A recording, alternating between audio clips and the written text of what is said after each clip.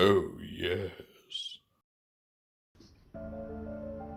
Welcome back, everyone. Today I'm very excited to be bringing you a review for the brand new Transformers Legacy Velocitron Speedia 500 Collection Diaclone Universe Clampdown. This figure, just like Cosmos, who I reviewed previously, is a 1 per case figure in the Deluxe assortment for this new Walmart exclusive subline. As such, he's been quite difficult to get a hold of. Pre-orders for him sold out almost as quickly as they did for Cosmos, and I imagine he's going to remain fairly scarce for the time being, which does mean, unfortunately, he's probably going to be scalper fodder for a while. You know how I feel about scalpers. I think they're the scum of the earth. I wouldn't feed them if I were you, and just really try to hold out and get one without having to pay exorbitant prices for it, and, feed into a business model that's, quite frankly, very predatory towards collectors and consumers. That being said, if you've seen my reviews before, you know how this goes. We're going to take a look at Clampdown's packaging, then we'll open it up, we'll get a good look at the instructions, and we'll see Clampdown himself in both vehicle and robot modes. Naturally, given how many times this mold has been reused, we'll be doing plenty of group shots and comparisons today. And then at the end of the video, I'll give my final thoughts. So Clampdown comes in this brand new packaging that's exclusive to this Velocitron subline. It's very much done up in the style of the old Generation 1 packaging, where you have a box with the vehicle on display here in a window, and then this cool little box flap up top with some more graphics on it. Unfortunately, the window is, plasticless, so you can just kind of reach right in there and touch it. But the top is very well decorated. We get the nice artwork of Clampdown's robot mode, firing his blasters off from the side. We get a render of the vehicle mode right here. And then we get to see the Velocitron logo, all that stuff. Down here we get some really nice artwork of his robot mode, which we can see carries over this way. I'm not sure, is he just like a recoloring of the Red Alert artwork? It's kind of hard to say, I don't remember what he looks like, but it looks very, very similar. I mean, he's still using the whole axe thing with the light bar. So that's cool how it wraps around. You also get a closer shot here on this side. We get the Velocitron symbol, taken all the way back from Transformers Seibertron, back when this was just called Speed Planet. We get his name right here, which is very cool that they, call it his Diaclone Origins. And yeah, I mean, it's a very decorative box. And honestly, I like the looks of this subline more than I do the general Legacy packaging. It's a little less, busy. There's a lot going on, but it just doesn't have all this confusing, messy haziness going on. It's a little more, I guess, easy on the eyes, and I just kind of dig it. I like the colors too, I like the blues and everything. Right here on the back, we get renders of Clampdown in his vehicle and robot modes.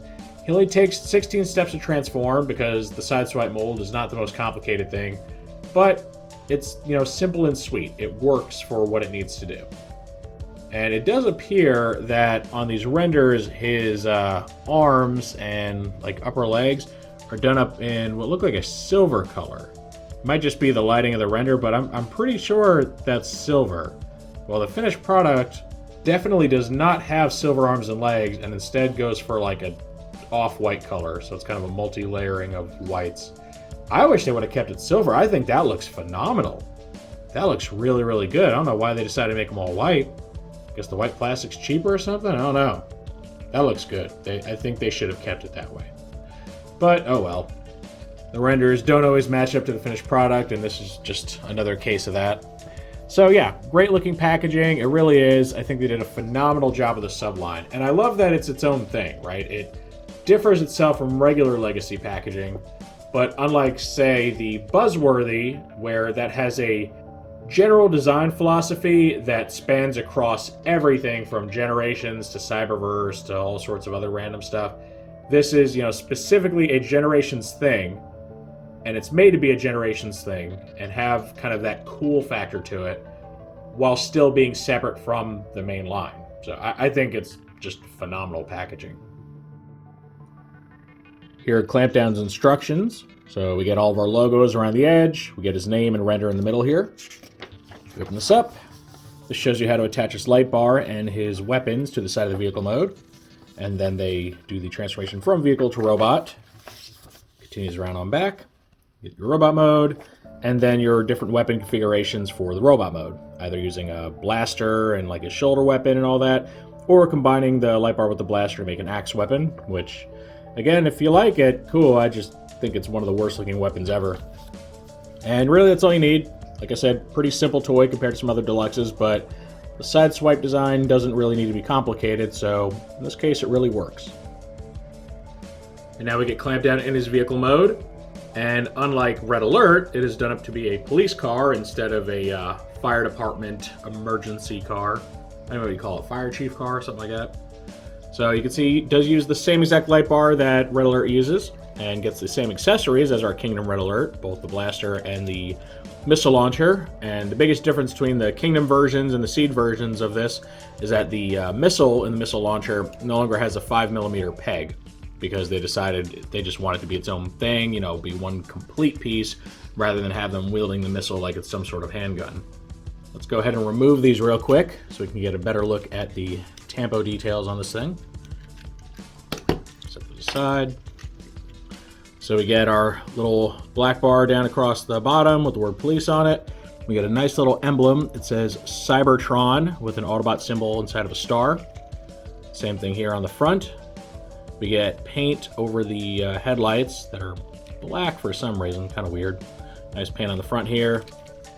The back is still unpainted because they're just so allergic to painting the backs of vehicle modes. And everything else looks pretty nice. The entire top section here, the roof of the car and the windshield, it's all clear plastic, but they did a really, really good job of painting this to match the plastic color. You almost can't tell that it's paint instead of plastic. You can see it here with the right lighting, just because of the way the light reflects off of this, where it does come in a little bit darker, but the shade is pretty spot on, so I'll give it a pass considering, you know, how hard it is to color match things. And, you know, it looks good. Pretty clean bottom, like, you know, every other version of Sideswipe, and it rolls very, very well. So it's a really, really good use of this mold. Makes for a really nice, really sleek looking police car. And I do appreciate just how many tampo details they put on this guy, because they could have left him kind of plain, but they made sure he really stood out and definitely had his own design cues. And here we get Clampdown with all of his mold-mate characters. Now, I didn't go and include every single variation of each character. I'm just doing, you know, a one per, just because there's so many now, and for the sake of time and my sanity, I'm just showing you, you know, one version of each character. So on the edges, we have our Transformers Kingdom Sideswipe and Red Alert, who are, you know, the closest mold relatives of this guy. He uses the Kingdom version. And then we have the Siege-based toys, which are Generation Select's Deep Cover, which is Clampdown's former packing buddy from eHobby, and then Generation Select's Tiger Track, who's just, you know, a yellow Sideswipe. And it's always baffled me why these two use the Siege versions of the mold. So they were released during Earthrise. And we know now, in hindsight, that the Earth-based Sideswipe mold, you know, this one right here, was already ready and initially slotted for Earthrise. They couldn't find somewhere to put it, so they ended up pushing it back to Kingdom. But the fact that the tooling already existed makes it kind of baffling that these two are using Seibertronian alt modes instead of Earth-based ones. Because that does make them the odd men out now, where they don't have an Earth-based version. And I highly, highly doubt they're going to go out of their way to remake these guys with this version of the mold. I mean, it could happen. Stranger things have happened. But these already seem to be kind of one and done. I mean, technically, Deep Cover got two versions. He got a Netflix version, which just inverted his colors for some reason, but they're both the Siege mold, so yeah, I don't know. And, you know, in the robot mode, it's not very noticeable, but here in the alt modes, they do kind of stick out like sore thumbs. Especially because they have this whole, like, cockpit canopy thing going on, where, like, the roof is even made of glass. And, you know, it's really weird. Because prior to now, these two characters have never had Seibertronian modes. They've always been represented by, you know, an Earth-based Lamborghini Countach or some adjacent vehicle. So it's not the end of the world. You know, it's a nitpicky thing that collectors do. But it does kind of bother me, because this really just throws the whole thing off a little bit. And it would have been really nice if their vehicle modes all actually matched. Especially Deep Cover, because he is, you know, the old partner of Clampdown. They were both released as eHobby exclusives. I think it was back in 2003 or so. And they were just redecos of Sideswipe and Red Alert. And they were references to the old Countach type Diaclone toys, versions that weren't released as Transformers initially. So, there's one of those ways of repurposing Diaclone designs into Transformers. eHobby was real big on that during that time frame. So to me, it is just a little bit irksome that his old partner doesn't have a matching vehicle mode. Apparently one of them stayed behind on Seibertron and never upgraded to an Earth form or something in this continuity. Who knows? Again, really weird choice given the availability of this Kingdom version of the mold already, but we're pretty well past this point, and it's just something that I and others will have to learn to accept. Right now we get Clampdown in his robot mode, and I will say I was wrong about one thing when I was talking about the packaging. I thought that his arms and legs had been redone in an off-white, just, given the digital pictures I've seen. But it turns out they're not. They're actually done up in a light gray. So it does look better than just him being all white. I gotta say, the gray does help break things up. It's not as nice as the silver color that the renders hinted at. A nice shinier color would have been a little more appealing there on the eyes, but it still looks good. It does help, break things up a little bit. Another difference that I actually didn't even notice until now is that his feet have been recolored black from the silver on the renders. And that one bothers me a little bit more because it really makes his feet blend in with his shin panels here. It's all the same color. And in poor lighting situations, you probably won't even see his feet. So, that one bugs me a little more than the switch from silver to gray. These should have at least been cast in the same gray, if not silver. But I guess that was just the reality of the mold breakup. So maybe in this case, they should have, slapped some paint on there and made those feet silver, or at least make them, something closer to this. Because it's not a huge issue, but it definitely would have looked better in a lighter color because his feet just do not stand out at all. All right, let's get a look at this guy's tolerances and everything. You got your ball jointed head, which feels a little bit looser than on other copies, but not so loose that it's floppy. Shoulders still feel good. Elbows still feel pretty good. Maybe a little bit looser than others, but that's actually kind of a good thing because the other copies of this mold, the elbows tend to be over tight. Good waist swivel, all that. Hips still feel nice. Ankles are still good. The only thing I've noticed that's significantly looser is actually the hinge for the car hood. It's a little bit floppier than it used to be, which isn't really an issue because it'll stay put completely in both modes, but when you're transitioning from one to the next, you can definitely feel the difference. So he's still very functional. He might be showing some slight signs of mold degradation, but overall, he's still more than good enough. He's not gonna, give you any sort of issues with posing or anything. And what we have here is his default weapon configuration, but for posterity's sake, let's go ahead and look at the light bar axe, I guess, even though I hate it. Maybe I can get his light bar off. Oh, it's really in there. Okay. That did not want to come out. Gotta spin it off like a helicopter blade. There we go. All right.